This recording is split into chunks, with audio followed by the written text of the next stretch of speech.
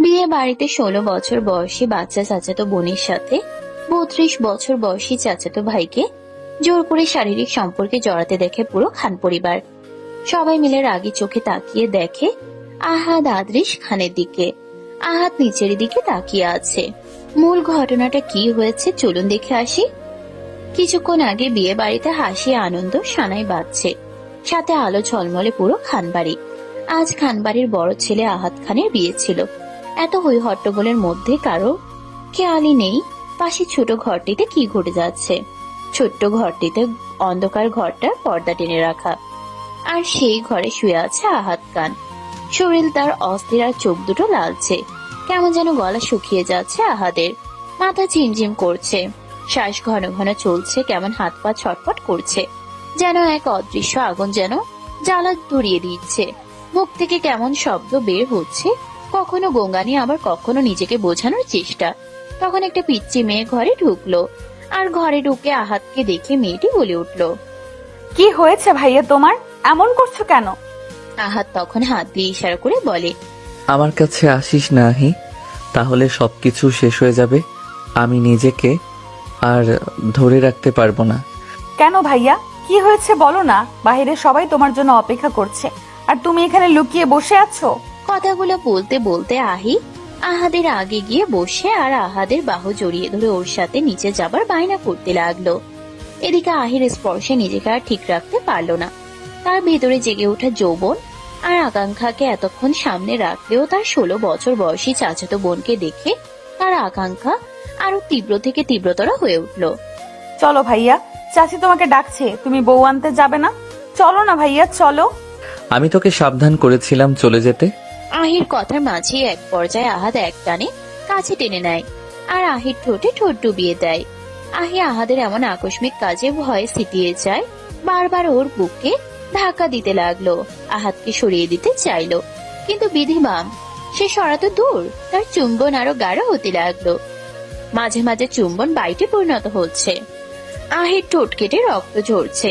আহি ধীরে বলে উঠে, আমাকে কেন ব্যথা দিচ্ছ আহাদ ভাই? প্লিজ আহি, আমাকে বাধা দিস না। মানতে পারবো না আমি নিজেকে কন্ট্রোল করতে পারছি না। না আহাদ ভাই, আমার কষ্ট হচ্ছে, ছেড়ে দাও। আহির কথার কোনো উত্তর না দিয়ে আহাদ ওকে এক ঝটকায় কোলে তুলে বিছানায় শুয়ে দিল। আহির এবার ভয় হচ্ছে। আহি চিৎকার দিয়ে উঠল। আহাদ একটানে আহির সব কাপড় খুলে ফেললো, কারণ আহাদ তো আর নিজের মধ্যে নেই। এক প্রকার জোর করেই আহির সাথে আহাদ শারীরিক সম্পর্ক করতে শুরু করে। আহি তীব্র ব্যথায় চিৎকার করে ওঠে।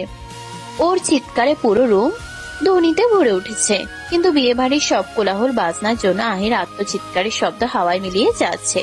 ফলস্বরূপ আহি আর এই যন্ত্রণা সহ্য করতে না পেরে গোংরাতে গোংরাতে জ্ঞান হারায়। এদিকে সাবিহার শাড়ি পরে ওই ছোট রুমটির দিকে আসলো এবং আহাদ আর আহির অন্তরঙ্গ অবস্থা দেখে সে যা বোঝার তা বুঝে গেল যে তার সব প্ল্যান নষ্ট করে দিয়েছে এই আহি। সে ওই রাগে আহিকে না বাঁচিয়ে উল্টো বাহিরে থেকে দরজাটা লাগিয়ে দিয়ে বাড়ির সবাইকে এই রুমে ডেকে আনলো। সবাই রুমে ঢুকে এই অবস্থা দেখে আটকে উঠে দেখে আহাদের কোনো হুঁশ নেই, আর বেচারা আহিতা অনেক আগেই জ্ঞান হারিয়েছে। ছেলের এই অবস্থা দেখে আহাদের মা রুমানা আহাদকে সরিয়ে দিয়ে আহির গায়ে চাদর পেঁচিয়ে দেয়। আহির বাবা দৌড়ে এসে মেয়ের পাশে বসে দেখে মেয়ে নিথর দেহ বেড়ে পড়ে আছে। মেয়ের এই অবস্থা দেখে আহির বাবা আকরাম খান আহাদের উদ্দেশ্যে চিৎকার করে বলে ওঠেন, তুই এটা কি করে করতে পারলি আহাদ? তোর এত বড় সাহস কি করে হলো আমার এই ছোট্ট মেয়েটার সাথে এমন করার? তোকে আমি ছাড়বো না জানোয়ার। ভাইয়ের এমন কথা শুনে আজহার খান ছেলের উপর রেগে পরপর থাপ্পড় দিতে লাগলো, কিন্তু আহাদের কোনো হেলদোল নেই। সে এখনো ঝিমোচ্ছে। কেন বলি তুই এমন? তোর বিয়ের দিন এই ছোট্ট মেয়েটার সঙ্গে এমন অমানবিক আচরণ কিভাবে করতে পারলি? তোর কি একটাবারও বিবেকে বাঁধলো না? এখন ধীরে ধীরে আহাদের হুঁশ আসতে লাগলো। ইতিমধ্যে ডাক্তাররা চলে এসেছে। আহিকে ডাক্তার চেক আপ করতে শুরু করলো। ডাক্তার বলল, ইস, এত ছোট মেয়েটাকে এভাবে রেপ কে করলো? যে রেপ করেছে তাকে তো পুলিশে দেওয়া উচিত। মেয়েটার অবস্থা বেশি ভালো না। মেয়েটার এই অবস্থার কথা শুনে আকরাম খান ধপ করে খাটের উপরে বসে পড়লেন। তার মা মরা মেয়ের এই অবস্থা দেখে সে আর সহ্য করতে পারছে না। তার উপর বিয়ে বাড়ি, সব লোকজনের কানাঘুষা একে অপরের সঙ্গে আজে বাজে কথা বলছে। এই বিষয়টা নিয়ে মেয়ের বাড়ি থেকে বিয়ে ভেঙে দিয়েছে। এতক্ষণে আহাদের পুরোপুরি হুঁশ ফিরেছে। এর পুরো বসে এসে বুঝতে পারলো সে কত বড় ভুল করে ফেলেছে, কত বড় অন্যায় করেছে আহির সাথে। আমি একটা সিদ্ধান্ত নিয়েছি। আমার ছেলে যখন এত বড় অন্যায় করেছে, তাহলে এর শাস্তি ওকে পেতেই হবে। আমি নিজে দাঁড়িয়ে থেকে উর্মির সাথে আমার ছেলের বিয়ে দিব। ঘরের মধ্যে আরো সবাই আলোচনা শুরু করে দিল। আর আহাদ অবাক চোখে বাবার দিকে তাকিয়ে আছে। এসব তুমি কি বলছো বাবা? আমি আহির মতো মেয়েকে কখনো বিয়ে করতে পারবো না। তাছাড়া বয়স আমার থেকে অনেক ছোট, আর মানসিকভাবে ও এখন ঠিক নেই। কথাটা শুনে আকরাম খান এগিয়ে এসে আহাদের গালে দুটো থাপ্পড় মেরে দিল। এরই মাঝে আজহার বলে ওঠে, তোর এই কথা বলতে লজ্জা লাগছে না? জানোয়ার, আমার মেয়ের এত বড় সর্বনাশ করতে পারলে তখন ছোট মনে হয়নি, এখন ছোট মনে হচ্ছে। আরেকটা কথা বলবি তো তখন তোকে বাড়ি থেকে বের করে দেব। তোর মতো ছেলের সাথে আমি আমার মেয়েকে বিয়ে দেবো না। তুই একটা জানোয়ার, তোকে আমি পুলিশে দেব। বিশ্বাস করো চাচ্চু, আমি যা করেছি আমার ইচ্ছেতে করিনি। আমি নিজেও বুঝতে পারছি না কি করে কি হয়ে গেল।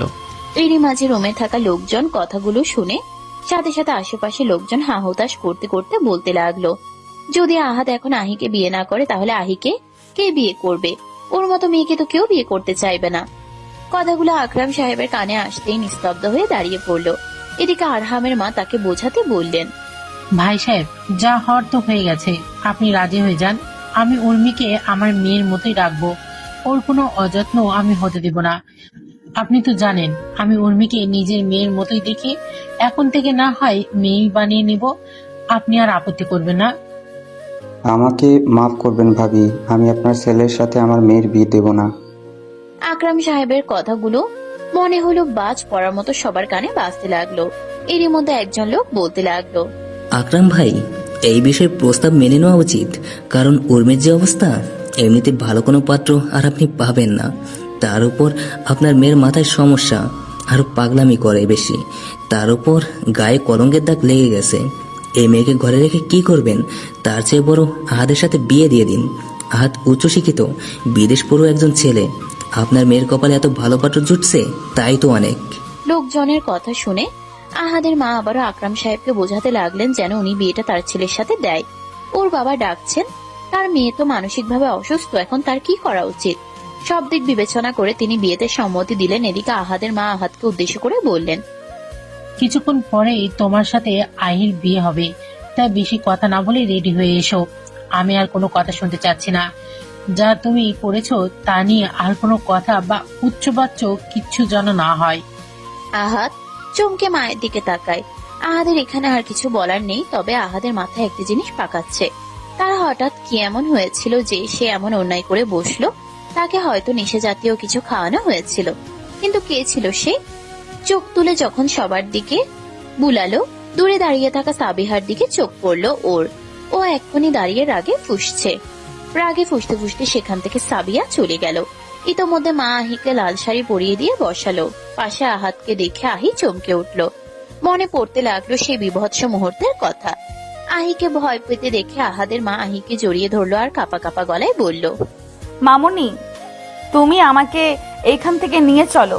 ভাইয়া পচা, শুধু পচা পচা কাজ করে আমার সাথে, আমাকে অনেক ব্যথা দিয়েছে। তুমি আমাকে এখান থেকে নিয়ে চলো, আমি এখানে থাকতে চাই না। আহাদের মা বুঝতে পারে আহির মনের অবস্থা।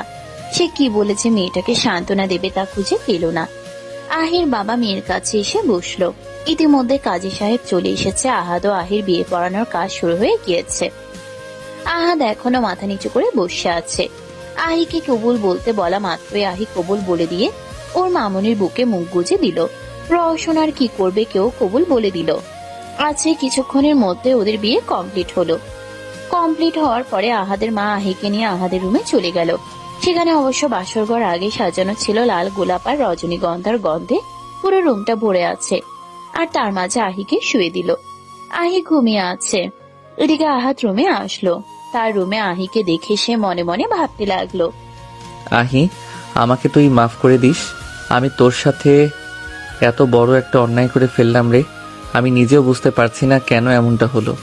আমি ইচ্ছে করে কিছু করিনি রে পাগলি, আমাকে মাফ করে দিস। তারপর চারদিকে চোখ বুলাতেই দেখলো বাসর ঘরটা পুরো ফুলে ফুলে সাজানো। আর এরকম সাজানো গোছানো রুম দেখে আহাদ তর করে দিয়ে গেল। তার এই রুমের সাজসজ্জা দেখে নিজের উপরেই উপহাস করতে ইচ্ছে করছে। আজ কি হতে যাচ্ছিল আর কি হয়ে গেল? কি করে ফেলেছে এই অসহায় ছোট্ট মেয়েটার সাথে? তার কিছু ভালো লাগছে না, রাগে মাথা ফেটে যাচ্ছে। তারপরেও সে এটাই ভাবছে এমনটা হওয়ার কি কারণ। মনে মনে ভাবছে তার সাথে এমন কি হয়েছিল। ভাবতে লাগলো বরযাত্রী বের হওয়ার আগে তাকে এক গ্লাস জুস দিয়েছিল, সেটা খেয়ে এসে রুমে এসেছিল। তারপরে আর তার কিছু মনে নেই। না, আমি যা ভাবছি সেটা যদি হয়, একবার আমাকে ব্লাড টেস্ট করাতেই হবে। আহাত মনে মনে কথাগুলো বলতে বলতে রাগে ফুঁসতে ফুঁসতে গ্যারেজ থেকে গাড়ি নিয়ে বের হয়ে গেল নার্সিং হোমের উদ্দেশ্যে। সেখানে গিয়ে তার ব্লাডের নমুনা দিয়ে গেল। বলেছে রিপোর্ট কালকে তাদের বাসায় পৌঁছে দেওয়া হবে।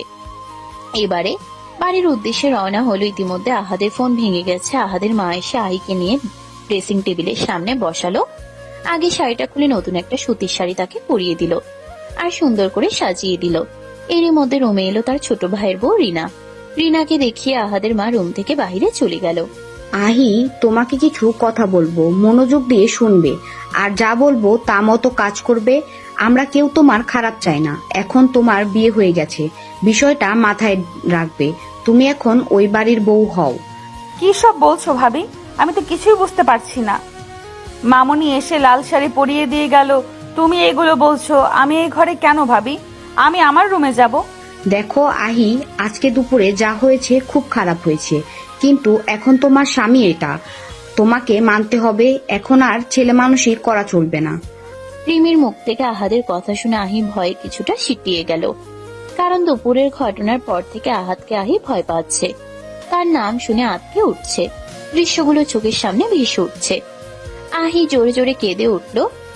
ভয় পেও না রাহি, তুমি এখন আহাদ ভাইয়ের বউ। দুপুরে যেটা হয়েছে সেটা অন্যর ছিল, আর আহাদ ভাই এখন তোমার স্বামী। আর একজন স্বামী স্ত্রীর মধ্যে দুপুরের হওয়া ঘটনাগুলো একদম স্বাভাবিক। তুমি ভাইয়াকে ভয় পাবে না, সে যা বলবে তাই তুমি করবে। আহির কান্নার শব্দ শুনে আহাদের মা রুমে প্রবেশ করলো। রিমিকে চোখের ইশারায় চলে যেতে বলল। তখন সে আহির মাথায় হাত বুলিয়ে দিয়ে বলতে লাগলো, আহি মামনি, কেমন লাগছে এখন তোমার? ভালো লাগছে না মামুনি, প্রচুর ব্যথা করছে। আর দেখো না রিমি ভাবি কি সব বলছে। মামনি, তোমার আহাদ ভাই একটু ভুল করেছে, তোমাকে ব্যথা দিয়েছে।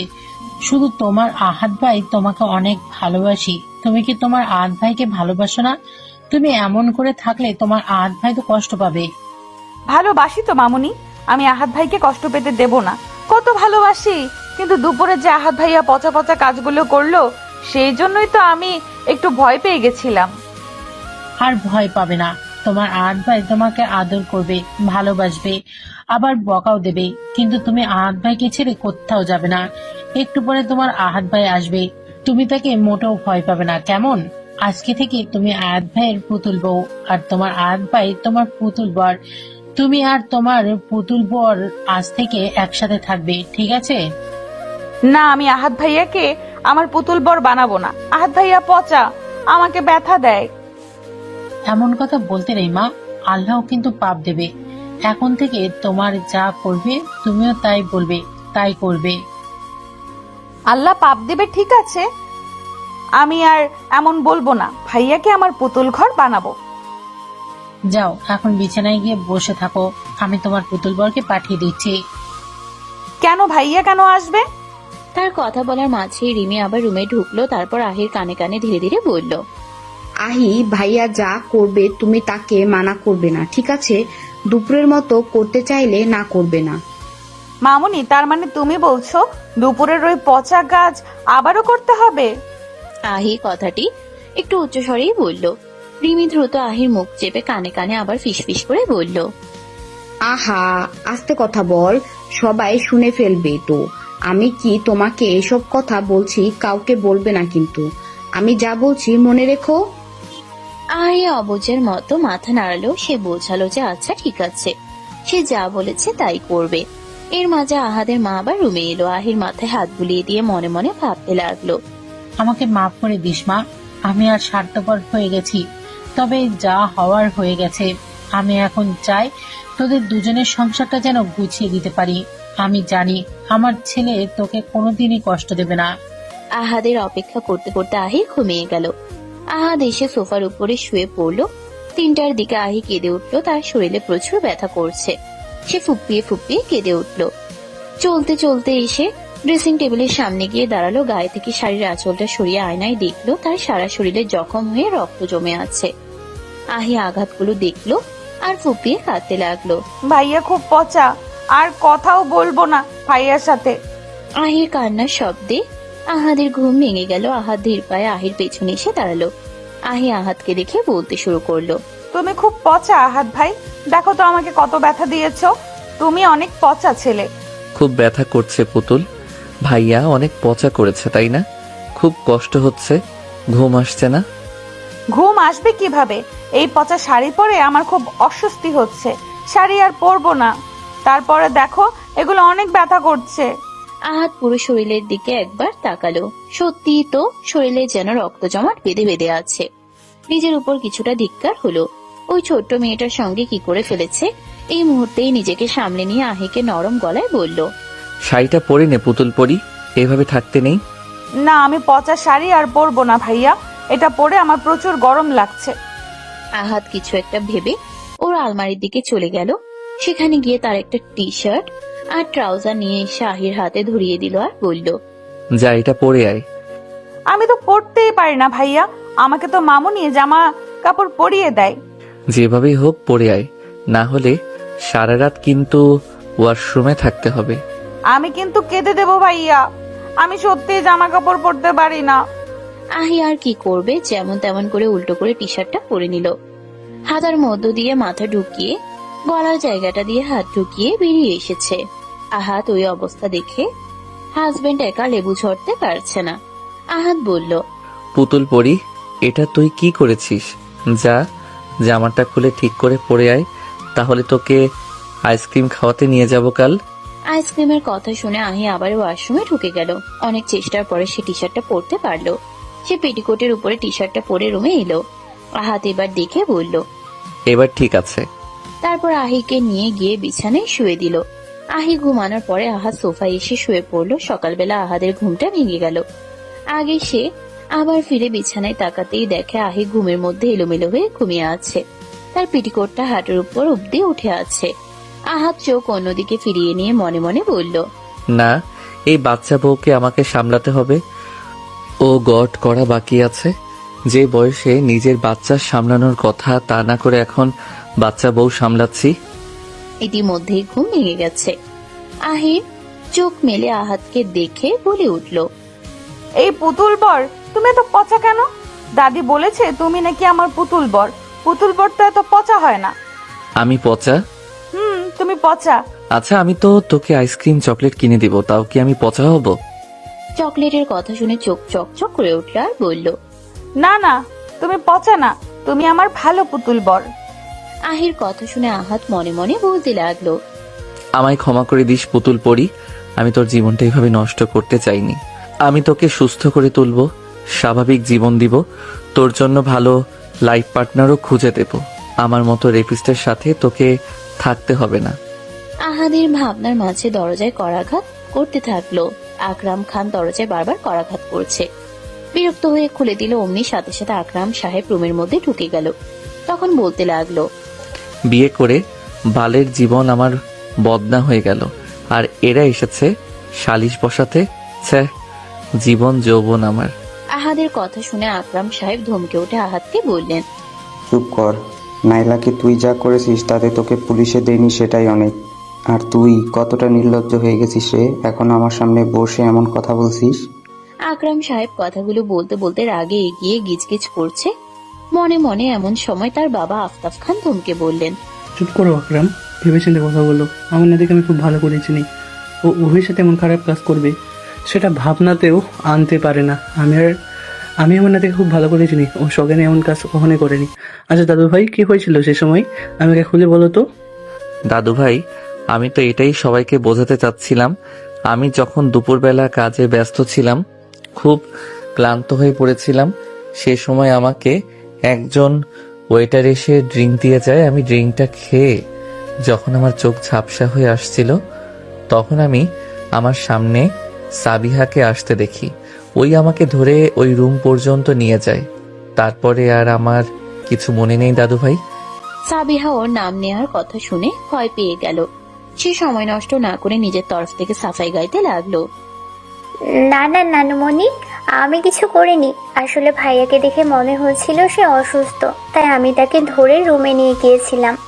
দেখেছো চাচ্ছ, এবার তো বিশ্বাস করো যে আমি ইচ্ছে করে কিছু করিনি। তখন আমি আমার নিজের মধ্যেই ছিলাম না। আকরাম খান স্তব্ধ হয়ে খাটের উপর বসে পড়ল। তার মধ্যে দরজার কলিং বেল বেজে উঠল। আহাদের মা দরজা খুলে দেখে আহাদের অ্যাসিস্ট্যান্ট অভি একটা লোককে ঝাপটে ধরে আছে। লোকটাকে দেখে সাবিহার মুখ শুকিয়ে গেছে, কারণ ওইটা সেই লোক যে আহাদকে নেশালো ড্রিঙ্কস দিয়েছিল। আহাদ নিচে এসে সবার উদ্দেশ্যে বলল, চাচ্ছু, বাবা মা এই সেই লোক যে আমাকে ড্রিঙ্ক দিয়েছিল, এটা সেই লোক। আর বাকিটা ওই জানোয়ারটার মুখ থেকেই শোনো। অভি ছেলেটিকে আহাদের পায়ের কাছে ছুঁড়ে ফেলে দিল। তখন ছেলেটি তেজ দেখিয়ে বলল, আপনারা আমাকে কোনো প্রমাণ ছাড়া কিছু বলতে পারেন না। কোনো প্রমাণ ছাড়া কাউকে হেনস্থা করা অন্যায়।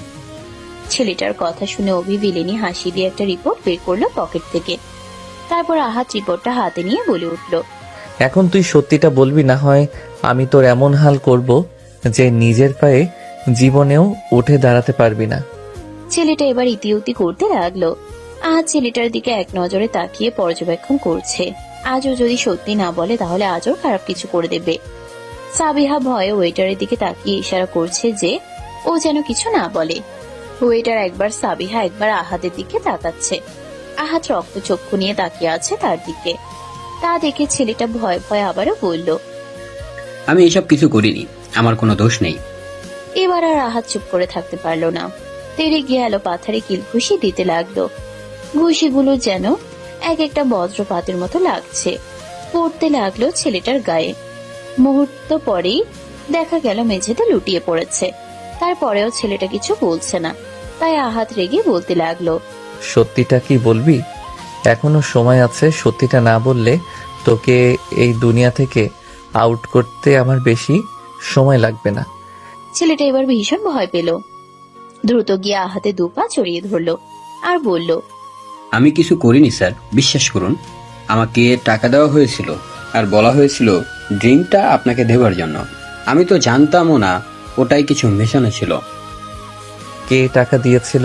ছেলেটা এবার সরাসরি সাবিহার দিকে আঙ্গুল তুলে দেখালো আর বলল, ওই ম্যাডাম আমাকে টাকা দিয়েছিল আর বলেছিল আপনাকে ড্রিঙ্কসটা দিতে।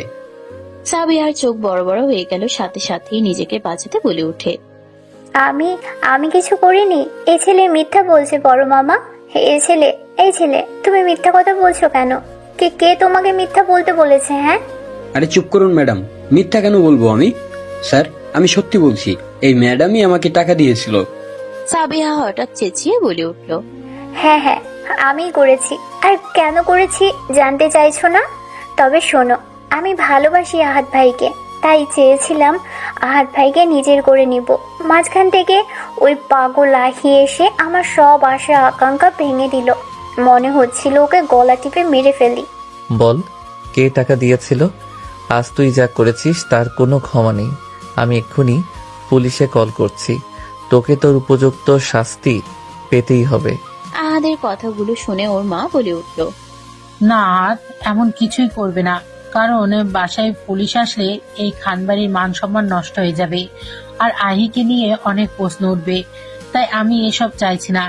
সাবিয়া, তুই এই বাড়ি ছেড়ে এক্ষুনি চলে যাবে আর কোনোদিন এই বাড়িতে পাও রাখবে না। আহাদ ভাই, আমি তোমাকে 7 বছর ধরে ভালোবাসি। তুমি এভাবে আমাকে ফিরিয়ে দিও না ভাইয়া, প্লিজ। তুমি আহির মতো বোকা পাগল মেয়ে বিয়ে করেছো, সংসার করতে পারবে না ভাইয়া। প্লিজ আমাকে তুমি বিয়ে করে নাও, প্লিজ। আমি তোমার দ্বিতীয় স্ত্রী হিসেবে থেকে যাব, প্লিজ ভাইয়া। তাও আমাকে ফিরিয়ে দিও না। তুই মেয়ে বলে আজ ছাড়া পেয়ে গেলি, না হলে তোকে এই দুনিয়া থেকে আউট করে দিতে আমার 2 মিনিট টাইমও লাগবে না। যা আমার চোখের সামনে থেকে। আহাদের কথা শুনে সাবিহা কাঁদতে লাগলো। তারপরে আহির দিকে তাকিয়ে বলল, তোকে আমি কখনো সুখে থাকতে দিব না। তোর জীবনকে আমি নরকে পরিণত করে দিব, এটা আমার প্রতিজ্ঞা। রাত বাজে 7টা। আহাদের মা আয়েশা হাতে মেডিসিন নিয়ে আহির পেছনে ঘুরছে, কিন্তু আহির নাচর বান্দা, সে তো কিছুতেই মেডিসিন খাবে না। আয়েশা খান বলে উঠল, প্লিজ আহি, মেডিসিনটা খেয়ে নাও। তোমার বাবা আর পুতুল বর খুব রাগ করবে। না না না মামুনি, আমি এই পচা তিতা মেডিসিন খাবো না। আমার এগুলো ভালো লাগে না। এরই মাঝে আহাত রুমে এসে দেখলো তার মা আর পিচ্ছি বউয়ের কথা। তার মা তার কাছে এসে ওষুধগুলো হাতে দিয়ে বলল, দেখ না বাবা, ওষুধগুলো খাওয়াতে পারিস কিনা, আমি আর পারছি না। আমি কিভাবে ওষুধ খাওয়াবো? আরে চেষ্টা তো করে দেখ। বলে আহাদের মা গড়গড় পায়ে রুম ছেড়ে বেরিয়ে গেছে। আহাদ দীর্ঘশ্বাস ফেলে আহির কাছে এগিয়ে গেল, সোজা আহির পাশে গিয়ে বসলো, তারপর আহিকে ওর কোলে বসালো। আহি হঠাৎ এমন কাজে আহাদকে দেখে ভয় পেয়ে যায় ও আহাদের থেকে দূরে সরে যেতে চায়। আহাদ আহিকে বোঝানোর ভঙ্গিতে বলল, আমি না তোর পুতুল বর, তাহলে আমাকে দেখে কেন ভয় পাচ্ছিস? আহাদের কথা শোনার পরেও আহি তাও ভয় পাচ্ছে। তখন আহাদ আহির কপালে একটা গভীর চুম্বন করে। আহি এমন আদুরে পরশ পেয়ে কিউট করে বলে উঠল, ভাইয়া, তুমি আমার আগের মতো হয়ে যাও, আমার ভালো ভাইয়া, আমার পুতুল বর। আচ্ছা ঠিক আছে, আমি আবার আগের মতো হয়ে যাব, কিন্তু তার আগে এই ওষুধগুলো তো খেতে হবে। ওষুধ দিতাও আমি খাবো না। পুতুল, তুই যদি এখন ওষুধগুলো খাস তাহলে আমি তোকে মিল্ক শেক খাওয়াবো। কি মিল্ক শেক? আমি এক্ষুনি খেয়ে নেব। আমি তো তোমার লক্ষ্মী পুতুল বউ, তাই না? আমি তো তোমার সব কথা শুনি, বলো। আহাদ মুচকি হাসি দিয়ে মেডিসিনগুলো খাইয়ে দিল। দেখো ভাইয়া, আমি তো তিতা মেডিসিন খেয়ে নিয়েছি, এখন মিল্ক শেক বানিয়ে দাও। আহির এমন কিউট কিউট কথাগুলো শুনে আহাদ মুচকি হাসলো। তারপর আহিকে কোলে করে রান্নাঘরের দিকে হাঁটা দিল। এখন কেউ নিচে নেই, সবাই ঘুম। আহিকে সোজা কিচেনে নিয়ে গিয়ে কেবিনেটে বসিয়ে দিল। তারপরে মিল্কশেক বানাতে শুরু করলো আর আহি হাততালি দিচ্ছে। ওর হাততালি দেয়া দেখে আহাদ বলে, পুতুল পরি, আস্তে, সবাই শুনে ফেলবে তো। আহাদ মিল্কশেক বানিয়ে আহিকে দিল। আহি তো খুব খুশি। নিজে খেতে গিয়ে আহাদের দিকে মিল্কশেক এগিয়ে দিয়ে বলল, তুমি আগে খাও পুতুল বর। আহাদ মিল্কশেকটা ঘুরিয়ে নিয়ে আহিকে খাইয়ে দিল। আহাদ আহির ঠোঁটের দিকে এক নজরে তাকিয়ে আছে। আহাদ মনে হচ্ছে নিজের মধ্যে নেই। হুট করে আহির ঠোঁট নিজের দখলে নিয়ে নিল। 5 মিনিট পর আহাদের হাতটা মেয়েলি মাংসপিণ্ডে চলে যায়, সাথে সাথে হালকা চাপ প্রয়োগ করতে লাগলো। আহি আহাদের এমন কাজ দেখে চোখ বড় বড় করে তাকিয়ে আছে। আহাদ তো আহির ঠোঁটের সুধা পান করতে মত্ত। চুম্বন আরো গভীর হতে আহি আহাদকে একটা ধাক্কা দেয়। আহাদ আহির ধাক্কায় 2 পা পিছিয়ে গেল। ঠিক তখনই হুঁশে আসলো সে। তখনই বুঝলো যে সে আবার কি ভুল করে ফেলেছে। আহি এদিকে কাঁদতে শুরু করেছে। পুতুল বর, তুমি আবার আমাকে ব্যথা দিলে, আমার তো শ্বাস আটকে যায়। তোমার সাথে আর কথাই বলবো না। আহির কথায় আহাদ আহিকে জড়িয়ে ধরে মানাতে লেগে পড়ে। সকালবেলা গভীর ভাবনায় ডুবে আছে আহাদ। এর মাঝেই তার মা বলে উঠল, কিরে, কি ভাবছিস বাবা? আমার তোমার সাথে কিছু কথা আছে মা। হ্যাঁ বল, কি বলবি বাবা? মা, ভাবছি কালকের ফ্লাইটেই সুইজারল্যান্ড চলে যাব। তারপর তুমি তো জানো আমার প্রফেশনাল, তারপর আবার ব্যবসা সামলাতে হচ্ছে। এমনিতেই অনেক দিন গ্যাপ হয়ে গেছে। হ্যাঁ যাবি, অবশ্যই যাবি। আমি আহির সবকিছু গুছিয়ে রেডি করে রাখবো। গুছিয়ে রাখবো মানে? আহি কোথায় যাবে? কেন, তোর বউ তোর সাথেই যাবে। কিন্তু বাবা, আমি ওকে কিভাবে দেখে রাখবো? আমি তো ওখানে কাজে ব্যস্ত থাকবো। তোমার বউয়ের দায়িত্ব তোমাকে নিতে হবে, নিজের দায়িত্ব চাইলেও এড়ানো যাবে না। আমি কি বলেছি আমি আহির দায়িত্ব নেব না? আমি ওর সকল দায়িত্ব নেব, কিন্তু ওকে নিয়ে সুইজারল্যান্ড কিভাবে নিয়ে যাব? ওখানে আমি কাজে ব্যস্ত থাকবো, আহিকে দেখবে কে? আমি কিছু জানি না, তোমার বউ তুমি যেখানে যাবে সেখানে নিয়ে যেতে হবে। এতক্ষণ সবার কথাগুলো শুনছিল আহি। আহাদ রুমে আসতেই আহি বলল, এই পুতুল বর, তুমি আমাকে ছেড়ে চলে যাবে? কে বলেছে আমি আমার পুতুল বউকে রেখে চলে যাব? আহি আহাদের কথা বিশ্বাস করলো না। আহাদের গলাটা আরো জড়িয়ে বলল, তুমি আমায় ছেড়ে যেও না, আমি তোমার লক্ষ্মী পুতুল বউ হয়ে থাকবো। Pinky promise. পিঙ্কি প্রমিসের মানে বুঝিস? পুতুল বউ? বুঝি তো, পিঙ্কি প্রমিস মানে হলো কথা দিয়ে কথা রাখা। আমি তোমার সব কথা রাখবো। আচ্ছা ঠিক আছে, এখন বল, সকালে নাস্তা করেছিস পুতুল? না, খাইনি, তবে তুমি খাইয়ে দিলে খাবো, কারণ তোমায় আমি পিঙ্কি প্রমিস করেছি না তোমার পুতুল বউ হয়ে থাকবো। আহির কথা শুনে নিজ হাতে খাইয়ে দিচ্ছে আহাদ। খাওয়াতে বসে বারবার ওর হাত আহির ঠোঁটের সাথে স্পর্শ লাগছে। প্রতিটি স্পর্শে আহাদ ঘোর লাগা চোখে তাকিয়ে আছে আহির দিকে। ওকে এভাবে তাকিয়ে থাকতে দেখে আহি বলল, কি হয়েছে তোমার পুতুল বর? আহির কথায় আহাদের সম্বিত ফিরে এলো। আহাদ আমতা আমতা করে বলতে লাগলো, কই কিছু না পুতুল, তুই বাকি খাবারটা একটু শেষ কর, আমি একটু আসছি। কথাটা বলে আহাদ ওর সামনে থাকে না, দূরে সরে যায়। কারণ আহির প্রতি এই অনুভূতি আজ নতুন নয়, অনেক আগে থেকে ওর প্রতি এমন ফিলিং আছে। কিন্তু আগে নিজেকে বুঝিয়েছে পুতুল ছোট, তাই হৃদয়ে মাঝে তার সুপ্ত অনুভূতিগুলো চাপা দিয়ে দিয়েছিল। কিন্তু এখন আহি আহাদের বউ, এখন কিভাবে অবাধ্য অনুভূতিগুলো আবার তার মনে বাসা বাঁধতে চাইছে। আহাদ বিড়বিড় করে বলল, না, এটা আমি কি করছি? আহি অনেক ছোট। আহাদ একটা সিদ্ধান্ত নেবার চেষ্টা করলো, তাকে আহির থেকে দূরে থাকতেই হবে, না হলে খারাপ কিছু হয়ে যাবে। ওর ভাবনার মাঝে আয়শা রুমে প্রবেশ করলো। তুই যদি আমাকে আগে থেকে বলতিস তাহলে আমি আহির জিনিসপত্র গুছিয়ে রাখতে পারতাম। মা, পাগলামো করো না।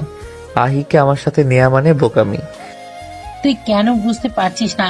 তুই ওকে এখানে রেখে গেলে আহির কি হবে? এসব নিয়ে তুমি চিন্তা করো না মা, কাল থেকে আহিকে দেখাশোনার জন্য মেইড আসবে। আহিকে দেখাশোনার জন্য কাল থেকে আহির সব দায়িত্ব সেই পালন করবে। তুই কি মনে করেছিস আমি আহিকে দেখে রাখতে পারবো না? আমি ভয় পাচ্ছি যে পরিস্থিতিতে বিয়ে হয়েছে, তারপর যদি তুই ওকে রেখে বিদেশে চলে যাস তাহলে সমাজের লোক কি বলবে? মেয়েটাকে ওরা কথার বানেই মেরে ফেলবে। এতই ছোট মানুষ, কিভাবে আমরা ওকে সবার কাছ থেকে বাঁচাবো? আয়েশা কথাগুলো বলে রুম থেকে বের হয়ে গেল। আহাদ আহির কাছে গিয়ে বসে। আহি ঘুমাচ্ছে, আহাদ ওর মাথায় হাত বুলিয়ে দিয়ে বলতে লাগলো, কি করব পুতুল পরি, তোকে মুক্ত আকাশে উঠতে দিয়ে মনে হয় খাঁচায় আটকে ফেললাম। সারা রাত ভাবনা চিন্তা করে দেখলো আহাদ, তারপরও বাহিরে যাবার সিদ্ধান্ত পাল্টে ফেললো। সে আর যাবে না সুইজারল্যান্ড, সে তার পুতুল পরীকে নিয়েই থাকবে। আহাদের সিদ্ধান্তে পরিবারের সবাই খুশি। 7 দিন পরে আহাদ ও আহি চট্টগ্রামে যাচ্ছে। মূলত আহাদ যাচ্ছিল 2 দিনের জন্য, কিন্তু বাড়ির সবাই আহিকেও নিয়ে যেতে বলল, তাই ওকেও সাথে নিয়ে আসে। ওরা সবে মাত্র ওদের বাংলোতে পৌঁছালো। ভাইয়া, আমার খিদে পেয়েছে। আচ্ছা খাবি তো, কিন্তু তার আগে তোকে ফ্রেশ করিয়ে আনি চল। আচ্ছা চলো। আহাদ আহিকে ফ্রেশ করিয়ে আনে, তারপর বাড়ির কেয়ারটেকার খাবার দিয়ে যায়। খাবারটা খাইয়ে দিয়ে ওকে বুকের মাঝে নিয়ে শুয়ে পড়ে। পরদিন সকালে আহিকে ঘুমন্ত রেখে অফিসে চলে যায়। চাচাকে বলে যায় খেয়াল রাখতে। আহাদ মিটিং শেষ করে 11টার দিকে বাসে আসে। এসে দেখে আহি সবে ঘুম থেকে উঠে বসেছে। দেখে বলে, উঠেছিস পুতুল, আয় ফ্রেশ হয়ে নে। বলেই অফিসের ব্যাগটা রেখে আহিকে কোলে তুলে নিয়ে বাথরুমে নিয়ে গেল। আহিকে ফ্রেশ করিয়ে পাশে আসতে আহি দুষ্টুমি করে ঝর্ণার পানি ছেড়ে দেয়। মুহূর্তের মধ্যেই দুজনেই ভিজে একাকার। আহি সাদা কুর্তি ভেদ করে স্পষ্ট সব বোঝা যাচ্ছে। তা দেখে আহাদের মাথা এলোমেলো হয়ে যাচ্ছে। পুতুল, আজ যদি একটু ব্যথা দেই তাহলে কি খুব কষ্ট পাবি? বল না পুতুল। এমন কেন বলছো ভাইয়া? তুমি কেন ব্যথা দেবে? তুই কিন্তু আমাকে পিঙ্কি প্রমিস করেছিলি, আমি যা বলবো তাই করবি। হ্যাঁ, তো বলো কি বলবে, আমি তাই করব। আমি যাই করি না কেন তুই আমার ওপর রাগ করবি না, আর আমি যা করতে বলবো তাই করবি। আহি মাথা নাড়িয়ে সম্মতি দেয়।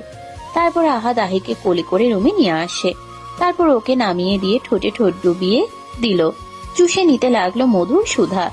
আহিও কিছু বলেনি, কারণ সে তার পুতুল বরকে আদর করতে দিচ্ছে।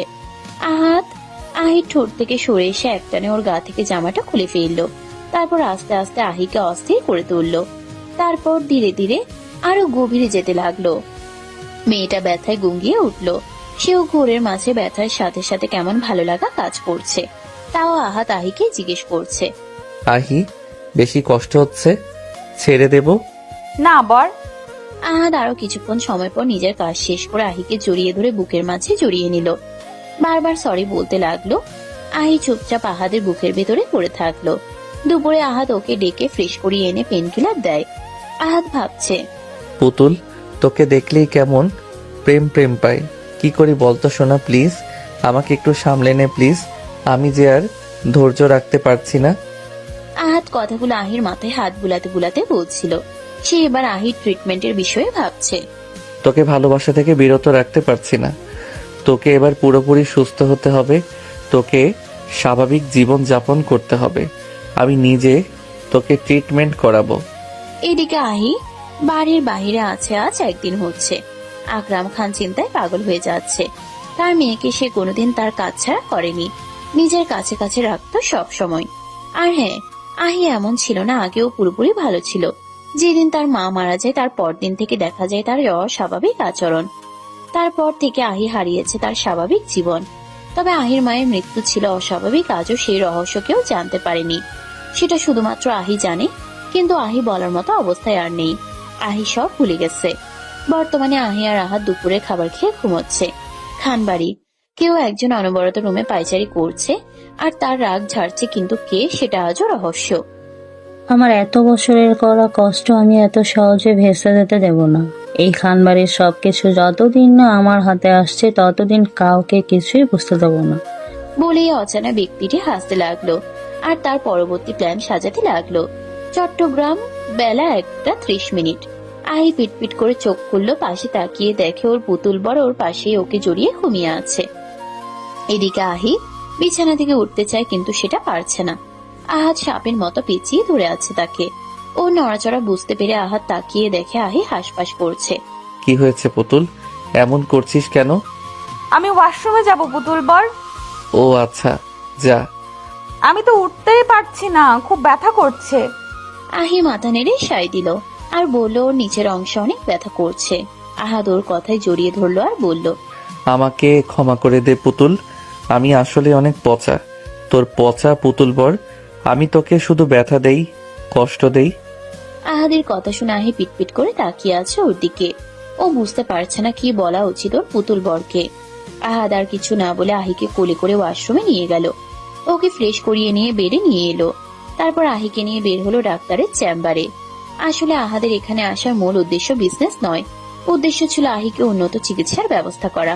কারণ তার মনে হচ্ছিল আহির সাথে কিছু তো একটা হচ্ছে, আহির সাথে সামথিং রং হচ্ছে। কারণ সে লক্ষ্য করেছে এত বছর চিকিৎসা করানোর পরেও ওর মধ্যে কোনো পরিবর্তন লক্ষ্য করা যায়নি। আর ওর কিছু মেডিসিন নিয়ে আহাদের যথেষ্ট সন্দেহ আছে।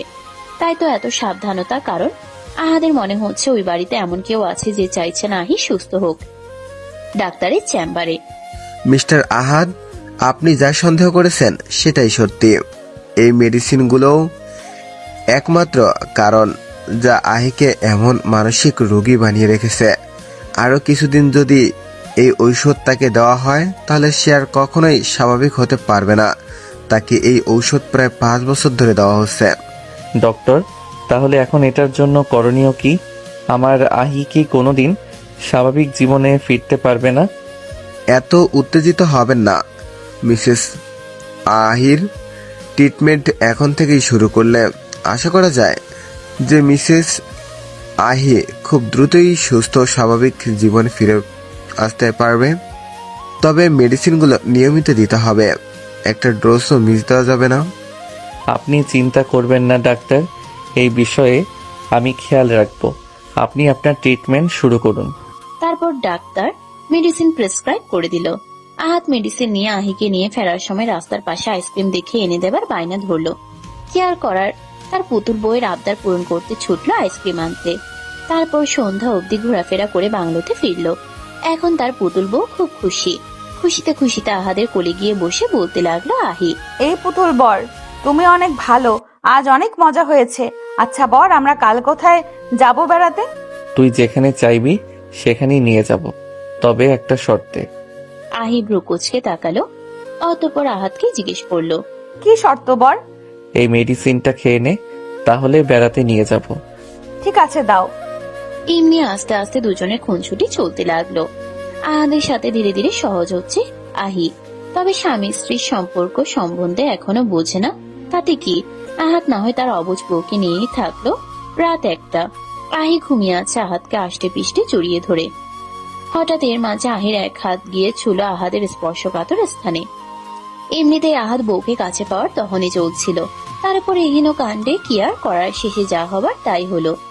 আহাদ আহিকে ঘুরিয়ে ওর উপরে উঠে গেল। আহির হঠাৎ ঘুম ভেঙে গেল, চোখ মেলে দেখলো আহাদ ওর উপরে কেমন করে যেন তাকিয়ে আছে। তাই দেখে আহি বলল, কি হয়েছে পুতুল বর, তুমি কি দেখছো? আর তুমি সরো আমার ওপর থেকে, আমি ঘুমাবো। প্লিজ বউ, বাধা দিস না, আমি পারছি না। ভুলে গেলি তোর প্রমিসের কথা? না পুতুল বর, আমি কালকের মতো ব্যথা দেব না। বলে আহি কান্না করতে লাগলো।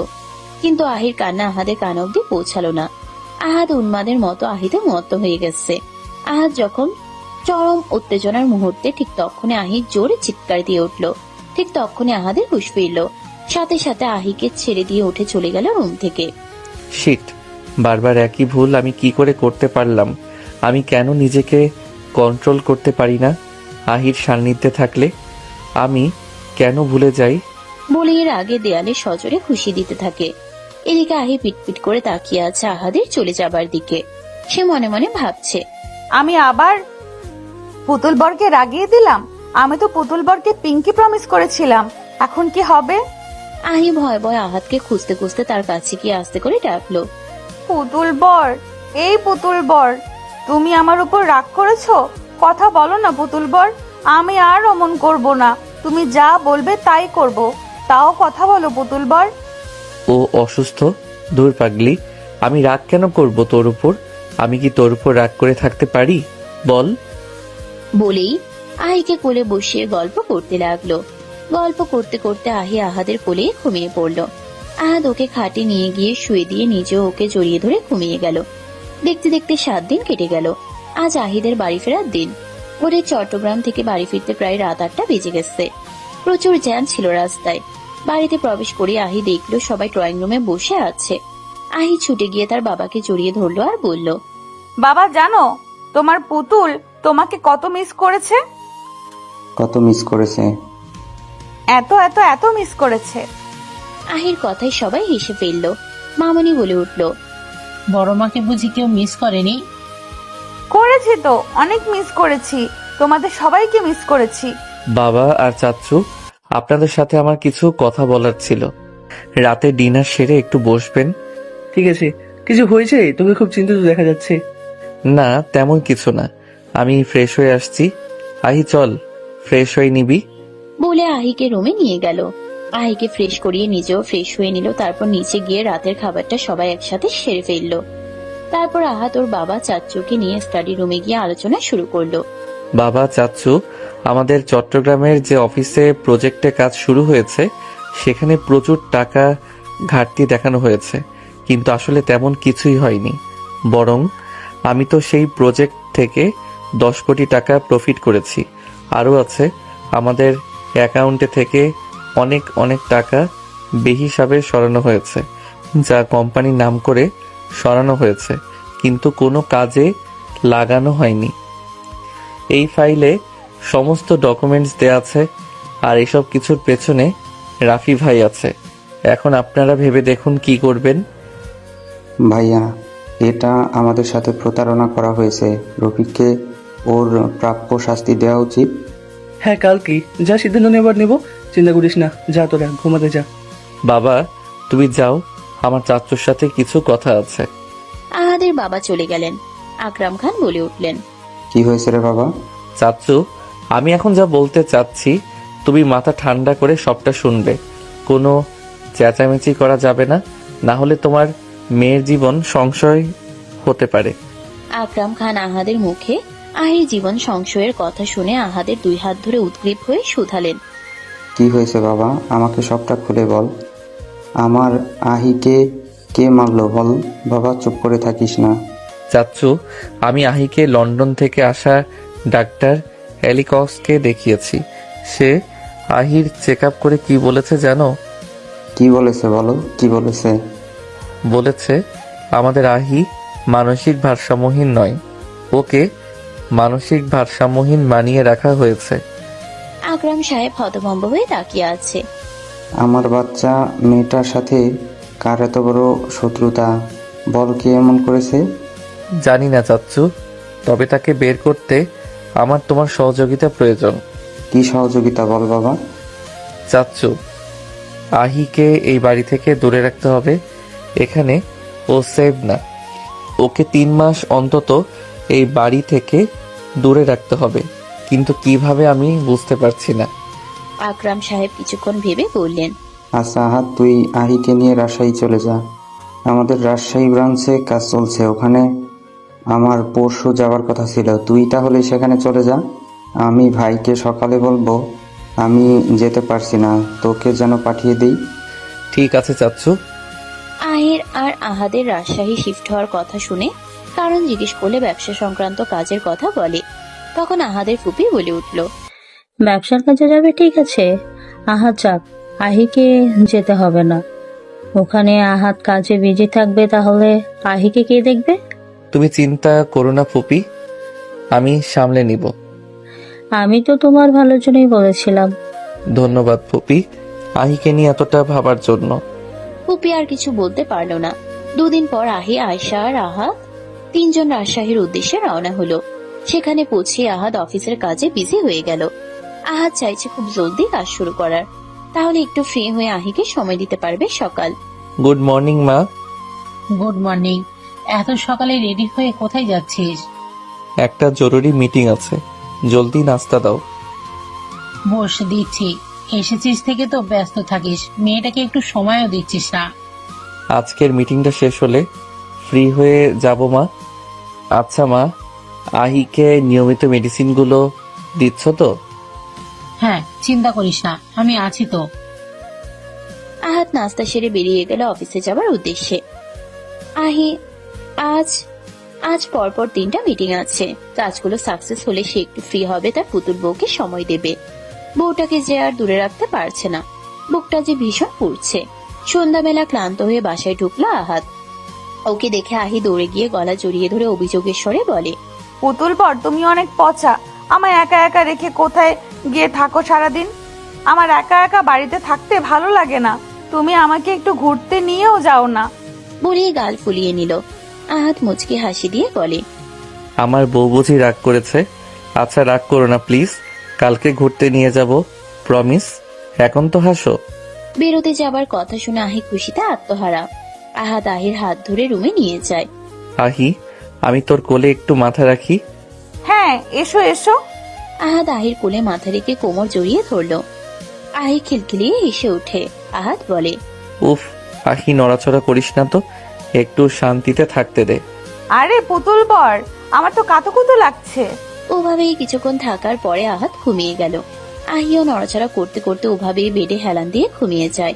রাত 10টায় ঘুম ভাঙে দুজনের। নিচে গিয়ে নাস্তা করে দুজনে রুমে চলে আসে।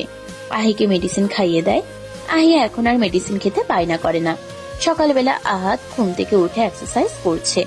আহি ঘুম থেকে উঠে আহাদকে এভাবে খালি গায়ে দেখে হা করে তাকিয়ে থাকে। ওর কেমন কেমন জানি লাগছে। ও বুঝতে পারছে না ওর অনুভূতি। ধীর পায়ে উঠে গিয়ে আহাদের কাছে গিয়ে বসে। হাত বাড়িয়ে দেয় আহাদের শরীরের উপর। আহাদ আহির দিকে তাকায়। আহির দৃষ্টিতে কেমন যেন নেশা। আহাদ বুঝে নেয় সেই নেশা। সে উঠে আহিকে কোলে বসিয়ে নেয়, তারপর আলতো করে ঠোঁটে ঠোঁট ডুবিয়ে দেয়। তারপরে ঠোঁট ছেড়ে দিয়ে গলায় মুখ ডুবায়। আহাদ ধীরে ধীরে আহির জামা একটানে খুলে ফেলে। তারপর সে মত্ত হয় আহির মাঝে। অবাক করার বিষয়, আজ আহি কান্না বা চিৎকার কোনোটাই করছে না। আহাদ ঘোরের মাঝে বলে ওঠে, আহি, ব্যথা লাগছে, বাদ দেব? আহি কিছু বলছে না, ঘন ঘন শ্বাস নিচ্ছে। আহাদ বুঝলো আহি এখন নিজের মাঝে নেই, হারিয়ে গেছে ভালোবাসার সাগরে। বউ, পরে কিন্তু দোষ দিস না, আর প্লিজ চিৎকার করিস না। বলে আহাদ পাগলের মতো আহির মাঝে হারিয়ে গেল। মাঝে মধ্যে শুধু দুজন নর নারীর ব্যথাতুর আওয়াজ, উন্মাদন। দীর্ঘ সময় পর আহাদ আহির বুকে মুখ ডুবিয়ে দিয়ে শুয়ে পড়ে। কিছু সময় পর উঠে আহির কপালে চুমু এঁকে বলে, ঠিক আছিস আহি? কষ্ট হচ্ছে? হ্যাঁ, একটু। আমার বউটা বড় হয়ে গেছে, বরকে বেঁধে রাখা শিখে গেছে। আচ্ছা, আজ ভয় পেলি না কেন? কাঁদলিও না, চিৎকারও দিলি না, কি ব্যাপার পুতুল বউ? ব্যথা পাসনি? আমাকে বড় মা বলেছে তুমি আদর করতে চাইলে করতে দিতে, ভয় না পেতে। আর বলেছে তোমাকে আদর করতে দিলে তুমি আমাকে ছেড়ে আর কোথাও চলে যেতেই পারবে না। আরো বলেছে একটু ব্যথা লাগবে, কিন্তু দেখবে পরে ঠিক হয়ে যাবে, আর চিৎকার দেওয়া যাবে না কিন্তু। আহাদ তো তার গুণধর বউয়ের কথা শুনে চোখ কপালে উঠে গেছে। তাও ধীরে বলে ওঠে, বউ, তুই এসব কথা মাকে বলেছিস? মা কি ভাববে বলতো? আমি কিছু বলিনি, বড় মা নিজে থেকেই আমাকে বলেছে। শোনো না বর, তুমি আমাকে ছেড়ে চলে যাবে না তো? না রে পাগলি, কোথায় যাব? তুই ছাড়া আমার কোনো গতি নেই। চল, গোসল দিয়ে এসে ঘুমাবি। দুজন শাওয়ার নিয়ে এসে বিছানায় ঘুমিয়ে যায়। 10টায় ঘুম ভাঙে আহাদের। সে উঠে নিচে গিয়ে নাস্তা করে আহির জন্য নিয়ে আসে। মা আহির কথা জিজ্ঞেস করলে বলে, ও একটু অসুস্থ মা, তাই ডাকিনি। সে কি হয়েছে? রাতে তো ভালোই ছিল। আরে তেমন কিছু না মা। বলে আহাদ উপরে উঠে গেল। দেখতে দেখতে প্রায় 2 মাস কেটে গেছে। খানবাড়ি থেকে আহি আজ 2 মাস দূরে আছে, আর আহির ট্রিটমেন্টও 2 মাস চলছে। আহি এখন আগের তুলনায় অনেকটাই সুস্থ। আজ আহাদ ডাক্তারের সাথে ভিডিও কলে মিটিং ফিক্স করা ছিল, তাই তারা কথা বলছে। ডক্টর, আপনি আহির ট্রিটমেন্টের বিষয়ে কি আপডেট দেবেন বলেছিলেন? হ্যাঁ মিস্টার খান, আহির ট্রিটমেন্ট এখন লাস্ট পর্যায়ে চলে এসেছে। লাস্ট ডোজটা শুরু হলে ওর মধ্যে অনেক পরিবর্তন আসবে। পরিবর্তন বলতে কেমন পরিবর্তন ডক্টর? আহি বিগত এই কিছু বছরের মধ্যে এমন অনেক কিছুই আর মনে থাকবে না। মানে কি বলতে চাইছেন ডক্টর? এখনকার সবকিছু ভুলে যেতে পারে না? না, এটা হতে পারে না। কুল আহাদ, আমার কথা মন দিয়ে শোনো। আমি বলেছি কিছু কিছু মুহূর্ত ভুলে যেতে পারে। এখন কার স্মৃতি হতে পারে, আবার কিছু বছর আগেরও হতে পারে। ডক্টর, আহি আমাকে ভুলে যাবে না তো? কিছু বলা যাচ্ছে না। ডাক্তারের কথা শুনে আহাদ চিন্তায় পড়ে গেল। সে শুধু এটাই ভাবছে তার পুতুল বউ তাকে ভুলে যাবে না তো, আবার সেটাও ভাবছে আহি সুস্থ হয়ে যদি জেনে যায় আহাদ তাকে রেপ করেছিল, তারপরে বিয়ে করেছে, তাহলে কি সে তাকে ক্ষমা করতে পারবে? এইসব চিন্তা তাকে কুরে কুরে খাচ্ছে। কথাগুলো ভাবতে ভাবতে আহির কাছে গিয়ে জড়িয়ে ধরে বলল, পুতুল, তুই সুস্থ হয়ে গেলে আমায় ভুলে যাবি না তো? আমি যে তোকে ছাড়া থাকতে পারবো না রে বউ। তুমি এসব কি বলছো পুতুল বর? কিছু না পুতুল, একটু চুপচাপ থাক না প্লিজ। আহাদ ওভাবেই কিছুক্ষণ আহিকে জড়িয়ে ধরে বসে থাকে। আহাদ ঠিক করলো এই গোটা 1 মাস আহিকে এতটা ভালোবাসা দেবে, এত সময় দেবে যে আহি সব ভুলে গেলেও আহাদকে যেন মনে রাখে। 20 দিন পর আহাদ অফিস থেকে এসে আহাদ যখন আহিকে ডাকে তখন আহি আর তার ডাকে সাড়া দেয় না। আহাদ পাগলের মতো ডাকতে থাকে, পুতুল, পুতুল, কই তুই পুতুল? আহি কোনো উত্তর দেয় না। আহাদ উপরে রুমে গিয়ে দেখে সেখানেও নেই। ওয়াশরুমে গিয়ে দেখে আহি পড়ে আছে, তাও মাথার এক কোণা ফেটে রক্তে ভিজে ভিজে গেছে। আহাদ তা দেখে স্তব্ধ হয়ে গেল কিছু সময়ের জন্য। আহাদের ঘোর কাটে কল আসার কারণে। তখনই আহির কাছে দৌড়ে যায়, আহিকে কোলে তুলে হসপিটালের উদ্দেশ্যে রওনা হয়। হাসপাতালে গিয়ে চিৎকার করে, ডাক্তার, ডাক্তার, নার্স। আহাদের চিৎকার শুনে ডাক্তার নার্স সবাই বেরিয়ে আসে। ডাক্তার আহিকে স্ট্রেচারে শুয়ে দিতে বলে, তারপর আহিকে নিয়ে সরাসরি অপারেশন থিয়েটারে। আহাদ যখন ভেতরে যেতে চায় তখন আপনি বাহির অপেক্ষা করুন। ভেতরে আহির অপারেশন চলছে, মাথায় আঘাত লেগে প্রচুর ব্লাড লস হয়েছে। আহাদ অপারেশন থিয়েটারে বাহিরে বসে মাথা নিচু করে বসে আছে। তৎক্ষণাৎ আবার আহাদের ফোন বেজে ওঠে। দেখে আকরাম খান কল করেছে। হ্যাঁ চাচ্চু বলো। তোর গলা এমন শোনা যাচ্ছে কেন? কি হয়েছে? আহি কই? ও ঠিক আছে তো? না চাচ্চু, আহি হসপিটালে ওয়াশরুমে পড়ে গিয়ে মাথায় আঘাত পেয়েছে। কি বলছিস? আহি এখন কেমন আছে? এখন জ্ঞান ফেরেনি চাচ্চু। চাচ্চু, ডাক্তার বের হয়েছে, আমি তোমায় কল করছি। ডাক্তার বের হয়ে সোজা আহাদের সামনে এসে দাঁড়ালো।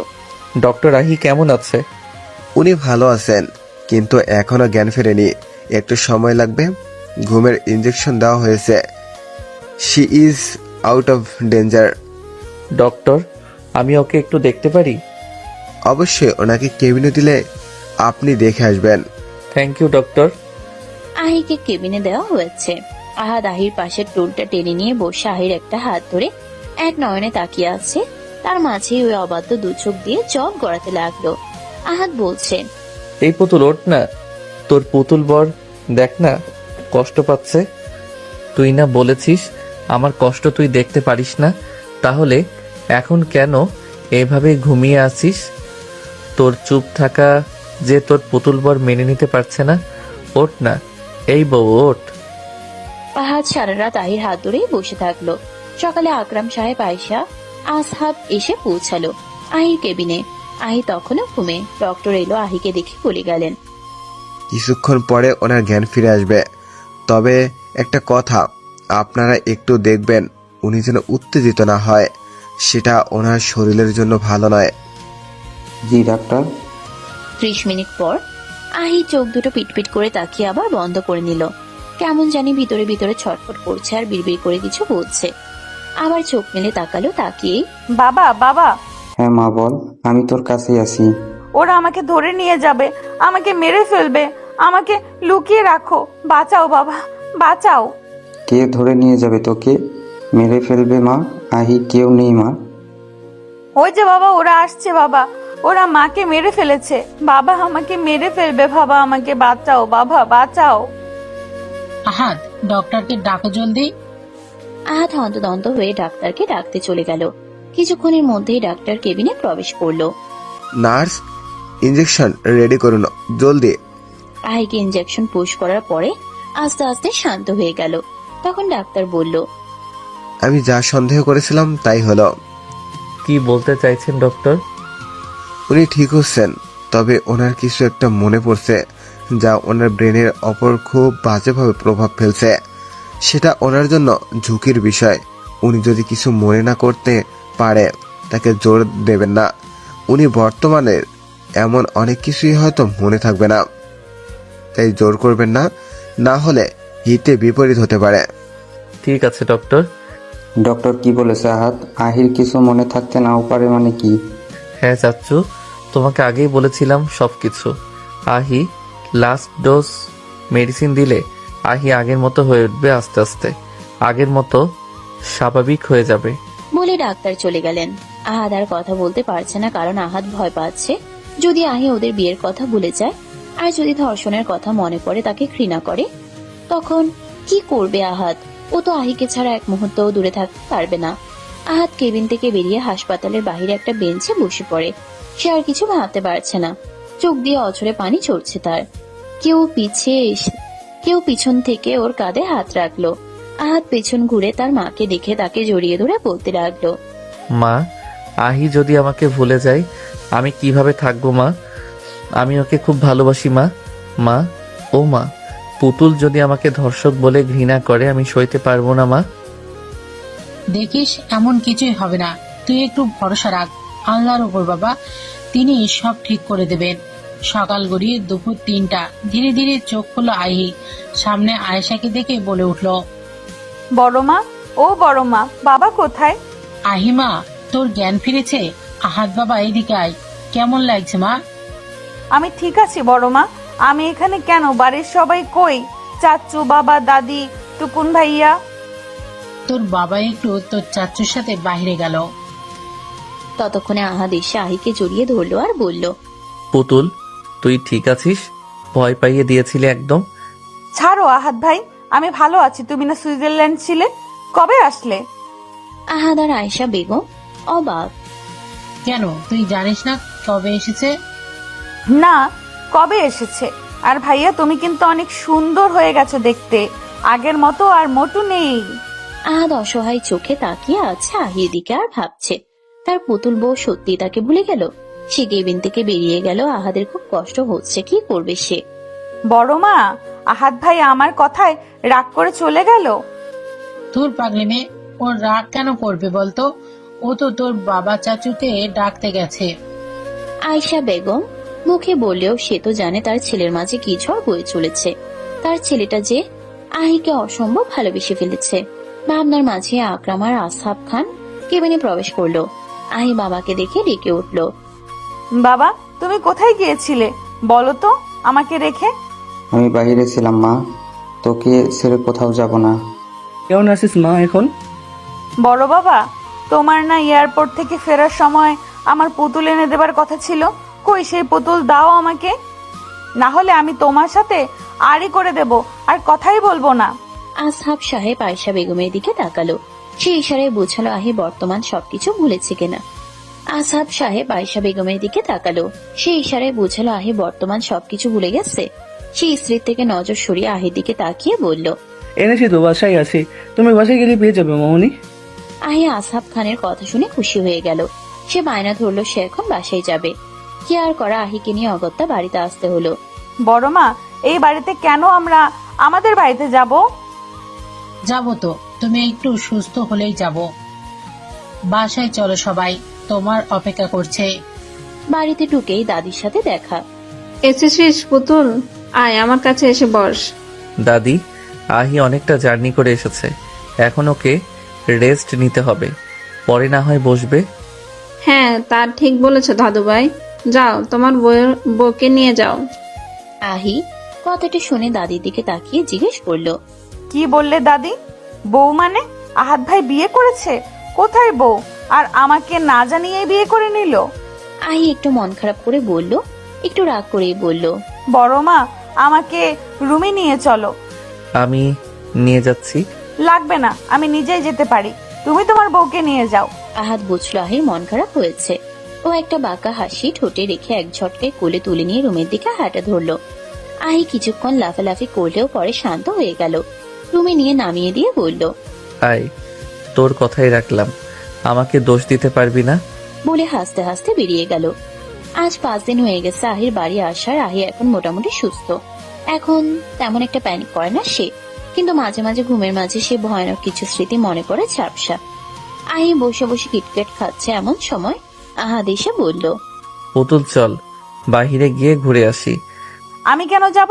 তোমার বউকে নিয়ে যাও। সে তো নেই, তাই তোকেই নিয়ে যাব, চল। ছি ভাইয়া, বউ থাকতে অন্য মেয়েকে নিয়ে যাবে? তোমার বউ শুনলে দেখো, তোমার একটা চুলও আস্ত রাখবে না। আহাদ আহিকে দেয়ালের সাথে চেপে ধরে। সে তখন দেখা যাবে, তুই যাবি কিনা বল। আহাদ কথা বলতে বলতে আহির অনেক কাছে চলে আসলো। এতটাই কাছে যে একে অপরের নিঃশ্বাস আশ্রে পড়ছে তাদের মুখে। যাব যাব, সরুন আপনি। বলে ধাক্কা দিয়ে আহাদকে সরাতে চাইলো, কিন্তু পারলো আর কই। আহাদ আহিকে শক্ত করে ধরে ওর কানের লতিতে একটা চুমু এঁকে দিল। পরে কপালে একটু সময় নিয়ে আরো একটা চুমু দিল। তারপরে ছেড়ে দিয়ে হনহন করে চলে গেল। আহির মনের ভেতরে ঝড় বইছে। সে বলছে, কেন এমন করছো ভাইয়া? তুমি বিবাহিত, তারপরেও আমার সাথে এমন কেন করলে? আমি তো নিজেকে সামলাতে পারবো না। বলে আহি দেয়াল ঘেঁষে বসে কাঁদতে থাকে। আপনারা হয়তো বুঝতে পারছেন না আহি কেন কাঁদছে, তবে শুনুন। আহাদ যখন বিদেশে চলে যায় তখন 14 বছরের আহি আহাদকে মনে মনে পছন্দ করত, কিন্তু কখনো বলা হয়ে ওঠেনি। আর সে এখন জানে যে আহাদ বিবাহিত, তাই সে কাঁদছে আর কষ্ট পাচ্ছে। ইতিমধ্যে আহির কাছে আহাদের মা এসে কাঁধে হাত রাখলো। সে জিজ্ঞেস করলো, কি হয়েছে, কাঁদছিস কেন? বড় মা, আহাদ ভাই। আহাদ যা করেছে ঠিক কাজই করেছে, আমি সবটাই দেখেছি। আহি অবাক হয়ে তাকিয়ে আছে, ভাবছে বড় মা কিসব বলছে। ওর ভাবনার মাঝেই বলে উঠলো, শোন মা, আমার কথাগুলো মন দিয়ে শুনবে কিন্তু। তুমি তো শুনেছ, তোমার বাবা বলেছে তুমি অসুস্থ ছিলে। আমরা সেই সময় তোমার আর আহাদের বিয়ে দিয়েছিলাম। তুমি তোমার আহাদ ভাইয়ের পুতুল বউ। আমার ছেলেটা তোকে অনেক ভালোবাসে রে মা। শুধু তোর ক্ষতি হবে দেখে তোকে জোর করে মনে করাতে চাইনি। ছেলে আমার এই 7টা দিন খুব কষ্ট পাচ্ছে। আহাদের মায়ের কথা শুনে আহি অবাক হয়ে তাকিয়ে আছে তার দিকে আর ভাবছে, আহাদ ভাই, আমার আহাদ ভাই, আমার পুতুল বর। পুতুল বর কথাটা বারবার তার মস্তিষ্কে বাজতে লাগলো।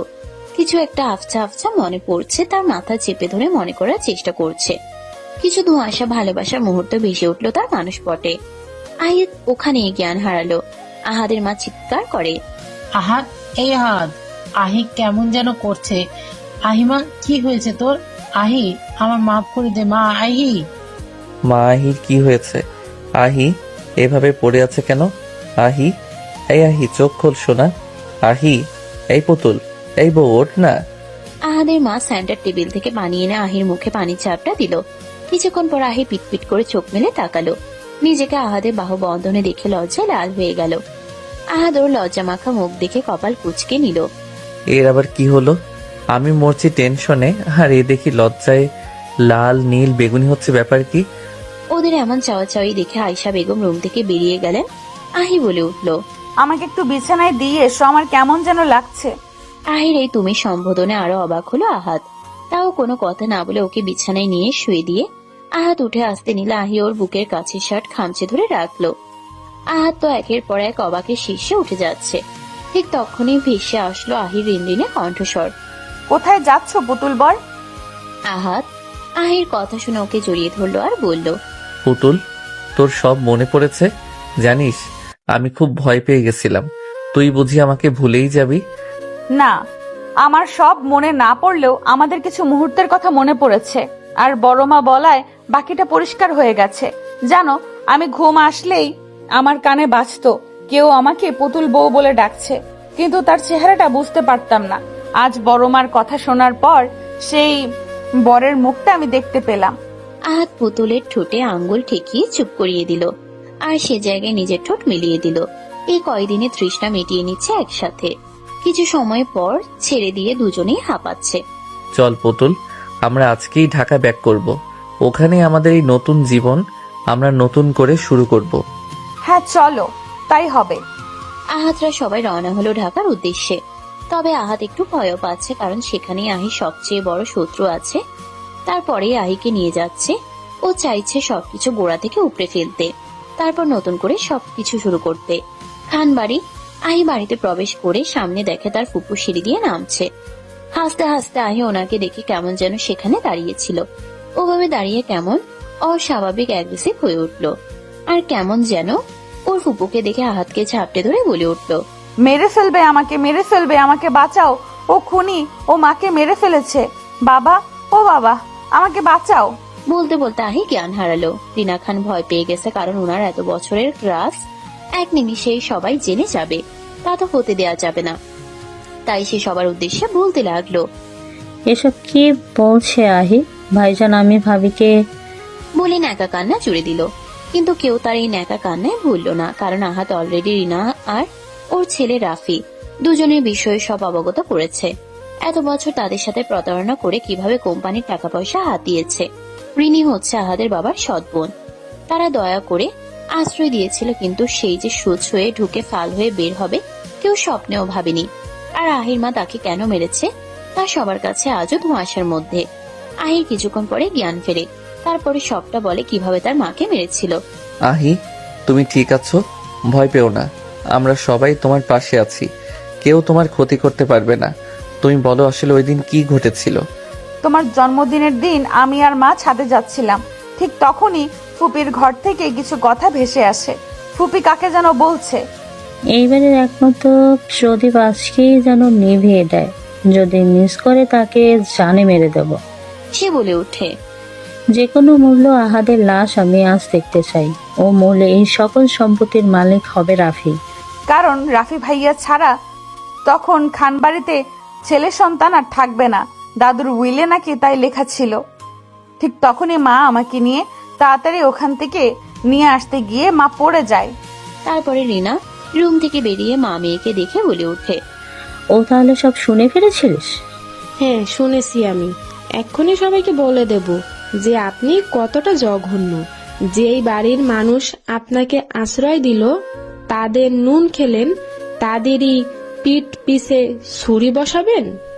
খুব বড় ভুল করে ফেললে ছোট বউ, বেশি জেনে ফেলেছ। তাই তোমাকে মরতে হবে। তোমাকে বাঁচিয়ে রাখলে আমার সব প্ল্যান ভেস্তে যাবে। তাই বলে আহির মাকে পাশে থাকা ফ্লাওয়ার ভাসটা তুলে ওর মাথায় মারে, আর তারপর ওর মাকে ছাদ থেকে ফেলে দেয়। আর আহিকে ধরতে আসলে আহি দৌড়ে যখন সিঁড়ির কাছে আসে তখন ধাক্কা দিয়ে নিচে ফেলে দিয়ে চলে যায়। সমস্ত কথা শুনে আজহাব খান গর্জে উঠে বলে, রিনা, তুমি তো কম কিছু দিইনি, নিজের বোন ভেবে এসেছি। আর তুই, তোর মনে আমাদের জন্য এত বেশ কেন রে? রিনা এবার বলে উঠল, কারণ তোমার বাবা এই সব সম্পত্তি তোমাদের দুই ভাইকে দিয়ে গেছে। আমাকে সে কিছুই দিয়ে যায়নি, কারণ আমি মেয়ে। কেন, আমি কি তার সন্তান ছিলাম না? আর তোমরা সব সময় আমার আর আমার ছেলেকে এটা বুঝিয়েছো যে আমরা তোমাদের আশ্রিতা, তোমাদের দয়া বেঁচে আছি। তাই আমি ঠিক করেছিলাম যে এই সব সম্পত্তি আমি আমার করেই ছাড়বো। আর ছোট বউকে আমার মারার ইচ্ছে ছিল না, সে আমাকে বলে দেওয়ার হুমকি দিয়েছিল, তাই ওকে ওর জীবন হারাতে হয়েছে। ছি পপি, ছি। তুমি সামান্য সম্পত্তির জন্য আমাকে খুন করতে চেয়েছিলে, আর এই সম্পত্তির জন্য তুমি আহিকে এই 5টা বছর পাগল বানিয়ে রেখেছিলে, যাতে তোমার এই প্ল্যান কেউ জানতে না পারে। কিন্তু আফসোস, তা তুমি ভুল ছিলে পপি। ভেতরে আসুন আপনারা। আহাদের কথায় বাহির থেকে পুলিশ বাড়ির ভেতরে এসে রিনাকে অ্যারেস্ট করে নিয়ে গেল। আর এতক্ষণ রিনার জমানবন্দি হিসেবে তার বলা কথাগুলো রেকর্ড করে পুলিশকে দিয়ে দিল আহাদ। রিনা এখন জেলে। খানবাড়িতে আজ আনন্দ। আহিকে বউ সাজানো হচ্ছে, তাদের আবার বিয়ে পড়ানো হবে। কিছুক্ষণ পরে আহাদ আর আহিকে একসাথে বসানো হলো। কাজী সাহেব বিয়ে পড়ানো শুরু করলেন। মিরপুর নিবাসী জনাব আসহাব খানের পুত্র আহাদ আদরিস খান আকরাম খানের একমাত্র কন্যা আফসানা খান আহিকে 10 লক্ষ 1 টাকা দেনমোহর ধার্য করিয়া বিবাহ করিতে আসিয়াছে। এখন আপনি যখন এই বিবাহে রাজি থাকেন, তাহলে বলেন মা, কবুল? কবুল। কাজী সাহেব আহাদকে ঠিক একই রকম বলায় সেও কবুল বলে দিল। তাদের বিবাহ সম্পন্ন হলো। আহিকে রাত 10টায় আহাদের রুমে দিয়ে আসে। আজ রুমটা সুন্দর করে গোলাপ আর রজনীগন্ধা ফুলে সাজিয়েছে, দেখে মনে হচ্ছে এক টুকরো স্বর্গ। আহির ভাবনার মাঝে আহাদ রুমে প্রবেশ করলো। আহির কাছে গিয়ে আহিকে জড়িয়ে ধরে, তারপরে আহির কপালে একটু গভীর চুমু এঁকে দিল। তারপরে দুজনে অজু করে এসে 2 রাকাত নফল নামাজ আদায় করে নিল। বউ জানিস তোকে কতদিন আদর করি না, জানিস আমার খুব আদর আদর পাচ্ছে। কি যে বলো না, আমার লজ্জা লাগে না বুঝি? এখনো লজ্জা ভাঙিনি, এতবার বাসর করলাম, চল আজ আবার লজ্জা ভাঙিয়ে দেই বউ। বলে আহাদ আহিকে কাছে টেনে কোমর জড়িয়ে ধরে আহির ঠোঁটে ঠোঁট ডুবিয়ে দিল।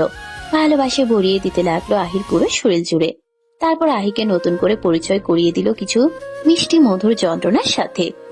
তারপর হারিয়ে গেল দুজন এক সুখের শহরে, যে শহরে আছে শুধু আহাদ আর আহি নামক 2টি ভালোবাসার পাখি, যারা আজ অবাধ সুখে মেতে আছে। সবাই দোয়া করবেন তাদের জন্য, তারা যেন এভাবেই সুখে থাকে। সব তো